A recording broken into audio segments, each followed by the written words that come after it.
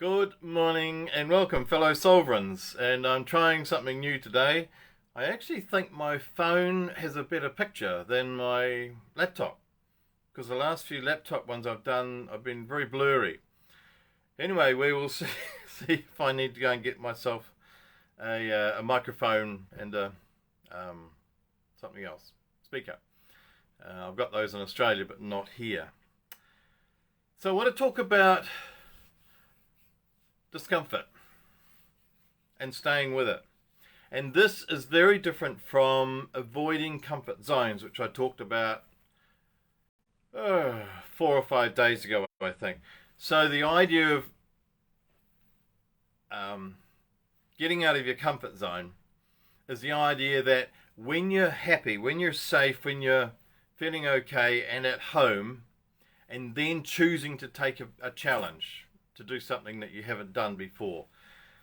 So that's basically the idea of moving out of your comfort zone. And not doing it is not moving out of your comfort zone, that I actually suggested is really healthy at times, to just stay where you are and be happy. So that's the comfort zone thing. It's not what I'm talking about today, just to clear the...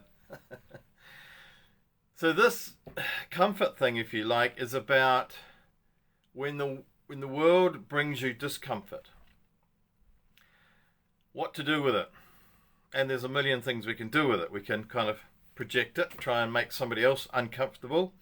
If we're angry, we can try and make somebody else angry. If we're sad, we can try and get sympathy and get other people sad as well. Or we can get people to buy into our story. And so if we've got more people around us feeling bad in the way that we're feeling bad, theoretically we feel better. But we don't actually. We just have more of us feeling bad. And it perpetuates it. So I'm loath to sort of make comparisons between the olden days and these days, because I don't want to make it as if it was better then and worse now. It's simply, I'm using this as a comparison. So, yeah, there's lots of photo pictures on Facebook of how it was 50, 60, 70 years ago with children, and the unsafety that we had on jungle gyms and whatever, all of that sort of not health and safety stuff. And somehow we survived. We were tougher and all of that sort of stuff. Whereas people talk about the modern parent, as soon as little Johnny or Mary fall over, mum and dad rush over, oh, you poor little thing, and pick them up and all of that. And the children are not learning how to pick themselves up in all sorts of ways, emotionally, physically, financially, whatever. We're teaching children nowadays that somebody else will fix their problems, that somebody else will come along and pat them on the back and give them a nice, I don't know, lemonade or something, and say some nice things and rah-de-rah-de-rah, and you know, it's impossible to fail. And we have children nowadays, they get certificates for turning up. So everybody gets a first prize. So there's no failure in a sense. And that's kind of where we're at the moment. We have all this health and safety. We're frightened to be in danger. We're frightened to take a risk. We're frightened to be wrong. And I've been doing these things for 48 sessions now. And none of them are very professional, I know that. So I'm working on it. So the idea is, so I'm a bit of the opposite. I just leap in and do things and see how they go. And if they don't work, then I'll try another way, and I'll try another way. And so I'm trying another way today. And so the idea is that when something bad happens, or when something uncomfortable happens, or when there's a pain, and I'm more talking about emotional pain now, but it does relate to other pains as well. And so when something uncomfortable happens in our lives, someone's just give me a little, whatever it is, a hand thing, whoever that is, I can't see. And so I say hello, whoever that is.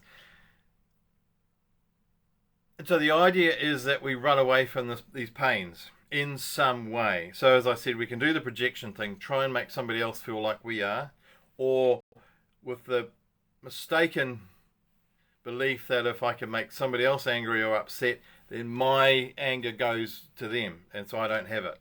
Well, I do. Oh, that's Lynn. Hi. Nice to see you.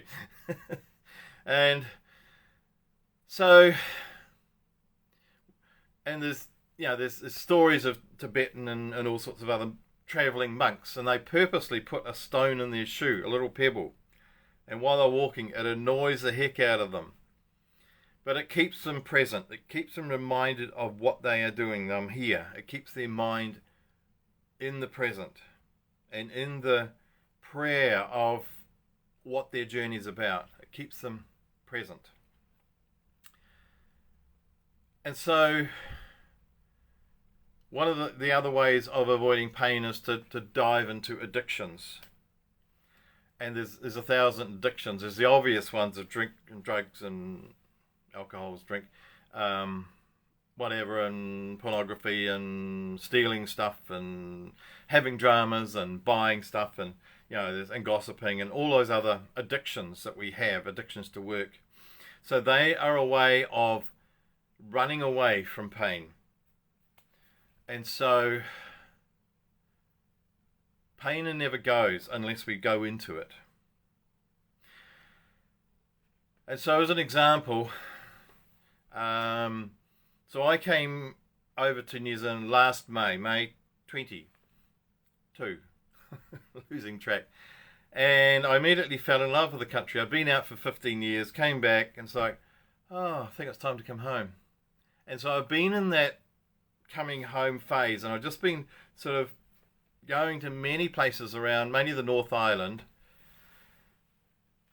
to try and work out what part of New Zealand I should live. And I really had Tauranga as my kind of go-to place, my home, because before I left, I was in Tauranga for 20 years, 20, something like that, and I loved it. I mean, it's a beautiful town. It's by the beach. It's got rivers and bush, and it's big enough that there's lots of stuff going on, and music clubs and writing clubs and all sorts of stuff. It's like spiritual things and yoga. So I had fondly imagined that I was coming home to Tauranga. And it was nice for a while because I was visiting all the physical places, if you like. But now that I'm here and I've done them all, in a sense, after 20 years, one has pretty well seen everything, so to speak. It became about community. And so there was one couple here, a couple of friends who have been so nice to me and so welcoming, and so we've had meals and I've stayed with them and all of that. But really, apart from that, I have reached out to probably 15 other people, and every one of them says, yes, we'd love to catch up, Philip, we'd love to see you, we'll get back to you. And a month or so later, I'm still waiting for them to come back to me. And of course, everyone has their legitimate, reasons for they're busy. They've got stuff to do. So this is not about them. But I've realized that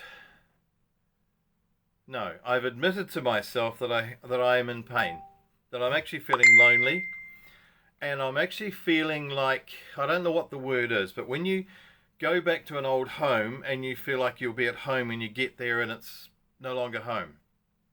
I think that's what's happened. I don't know what I'd call it, disoriented, disappointed. I thought this was going to be my forever home. And so the fact that people are choosing not to associate with me, so I'm just sitting with that. So this is not about them at all, because I'm the common denominator. So I've got to own this. So there's something about going on inside of me that's creating this loneliness and this disorientation. And so I could fall back into some addiction. I used to be addicted to smoking. For a while I was addicted to pornography, and I've dealt with both of those. It was not easy. They are just as hard as any other addiction. And I don't do the drink. I probably have a glass of alcohol maybe once a month. So probably food would be my chosen one now. So I'm quite aware of that. So I'm choosing not to go into an addiction. Another addiction might be running around, joining groups and kind of finding people to cover up this lack of true friendships in this area. And so I'm being aware of that. And I don't know, there's probably a whole lot of other things I could do. I could immediately rush off somewhere else. That would solve my problem, because if I have a problem in this location, I just need to change my location and I'm happy. No, because we drag our stuff with us. And so this is what Mel Gibson, I just posted a video about him the other day. He's an amazing man, he really is. He's been vilified by Hollywood, but as a human being, I just have so much admiration. And so he, and it may or may not be his phrase, but he uses the phrase, hugging the cactus. And so when we have a pain, he has this idea of hugging the pain, if you like, and holding it and being with it and allowing it to dissolve and go rather than running from it. Because whenever we run, we follow ourselves and our pain is with us. So in this moment, I'm just sitting with this feeling of loneliness, and I'm not doing the pity me, the victim thing. This is not what it's about. This is simply just an example of what hugging the cactus means. It means just being with the pain. And the Course of Miracles talks about this. David Hawkins talks about this in his book Letting Go. And there's a dozen, probably many more therapies, if you like, that talk about exactly the same thing. And the idea is that if we have a discomfort, if we have a pain, if we have something that bothers us, we've got two choices. We can try and avoid it with addictions and projection and avoidance and all sorts of things, or we can embrace it. And so the image I always have is that if there's a discomfort or a pain that I have, I hold it in my hands. And here is loneliness, here is disappointment, here is whatever that not home thing, I don't have a word for it. Whatever that is, partly it's disappointment and partly it's disorientation, I think. And perhaps being lost. So this is not for anyone's sympathy. It's just, this is what people do. I'm using me as an example. And so I simply hold it in my hands, and here it is, and I look at it. And I look at it. And I look at it. Because any pain I have is not me. It's with me. It's like I have a bag here, my man bag, my Metro satchel. So I have my bag, but it's not me. So I can put my bag down. I can throw it away. I can give it to somebody else. So pain is like that. It's something that I have, but it's not me. And when we have discomfort, I have found for myself that it's the most healthy thing is not to run away from it. I've done the addictions and they do not help. They simply make the pain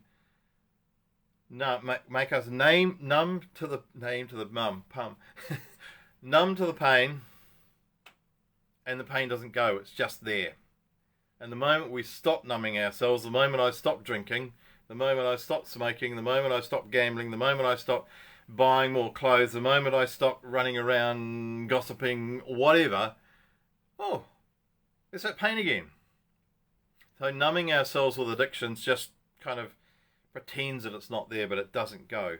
The only way to actually make it dissolve and be gone is to hug the cactus, as Mel would say, or it's to simply hold it and be with it and be with it and be with it. And so I think it was about 3 nights ago, we talk about the walk through the valley of the shadow of death, that when you get really, really down and everything's black and everything's sad and everything's there seems to be no hope or no sense of this shadow ever leaving me. And so I sat with it. And I talked to God and I said, what is it in me that needs to be undone? What is it in me that needs to be resolved? What is it that I am creating that creates this? Because the loneliness, the disorientation, the disappointment, let's say those 3 things, I have created them. They are my own creation. They're not created by the world out there. So if I can create the pain, the discomfort, I can uncreate it. So if I want to renovate a house, I don't do that by running away and buying another house. I renovate a house by getting in and pulling it to pieces and fixing it. So, anything we want to fix, want to renovate, we've got to get in there and get rid of the rusty bits and the rotten bits and pull off the parts that aren't working, let go of what's not working. We've got to do the work. And it's hard physical work. And I mean, I love renovating houses. It's probably the second favourite thing I love doing. So it's something I know about, having been a builder. And so that's, in a sense, the same thing with the discomfort. If we want to rebuild ourselves, we can't run away to another self, a pretend happy self. And so we hug the cactus. And so to just be with, so in this case it's loneliness, disappointment, and disorientation.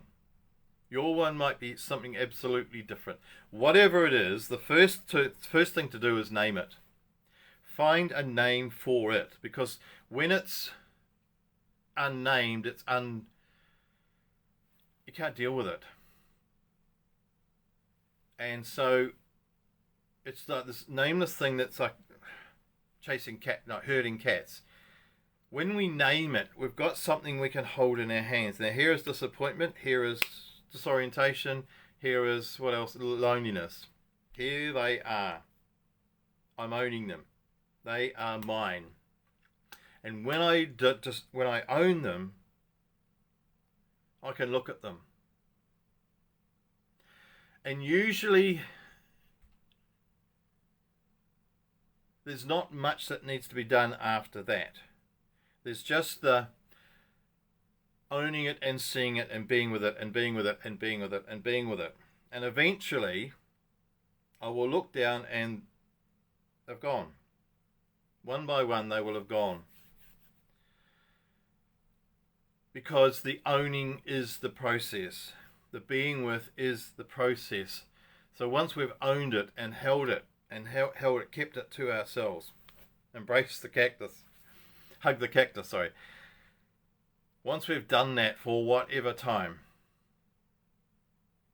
they lose their power. And they may come back at some other time, and so we do it again. And they may come back another time, and so we do it again. Or something else will come in. It might be, I don't know, feeling lost. It might be feeling bitterness, disappointment, whatever. We name it, we hold it, and we hold it, and we hold it until we dissolve it. And it's a little bit like holding some salt in your hand. Hold a little pile of salt in your hand, and you take it to the sea, and you just simply lower your hand into the sea. And eventually the salt, it dissolves in the sea. And that's really what we do with discomfort, with the pain. We hold it and allow God, universe, spirit, whatever we call it, we allow that which is bigger than us to dissolve it. But it can't dissolve it unless we offer it to Spirit, to God. So we hold it, name it, offer it. And so I offer you the idea of identifying the pains or the discomforts, put a name to them, and sometimes we have to play with these names. Maybe it's bitterness, maybe it's, I don't know, whatever. We'll come up with a name that goes, oh, that's it, that's what it is, eventually. And then just being with it. Because it works better than projection, it works better than addictions, and it works better than running away. In fact, I would suggest it's the only thing that works. So I wish you presence with the pain, presence with the naming, and presence with the dissolving. And I bless you and all who sail in her.